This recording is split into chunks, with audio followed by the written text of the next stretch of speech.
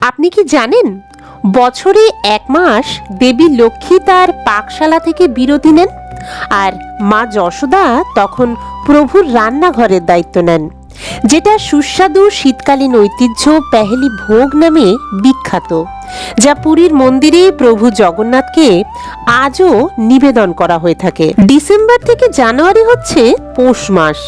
এই সময় ধনু সংক্রান্তির থেকে মকর সংক্রান্তি পর্যন্ত মহালক্ষ্মী তার বাবার বাড়িতে আসেন বলেই বিশ্বাস করা হয়। তার অনুপস্থিতিতে নন্দ মহারাজ এবং মা যশোদা তাদের প্রিয় পুত্রের জন্য ভোরের জলখাবার তৈরি করেন।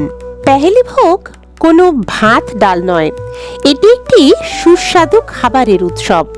ভগবানকে উষ্ণ ও খুশি রাখার জন্যই ঐতিহ্যবাহী কেক বা পিঠে এবং মিষ্টি পরিবেশন করা হয়, যেটা কিনা ভাত, উড়াদ ডাল, নারকেল, গুড় এবং ঘি দিয়ে তৈরি করা হয়। পেহেলি মানে প্রথম। এই বিশেষ ভোগ হলো দিনের প্রথম নৈবেদ্য, যা খুব ভোরে মঙ্গলারতির ঠিক পরেই প্রভু জগন্নাথকে পরিবেশন করা হয়। এই উৎসব হলো ক্ষুধার্ত সন্তান প্রভু জগন্নাথকে ঘুম থেকে ওঠার সাথে সাথেই খাওয়ানোর জন্য মা যশোদার তাড়াহুড়োকেই প্রতিনিধিত্ব করে। ধনু মাউন ছাড়া কোনো পেহেলি ভোগই পূর্ণ হয় না।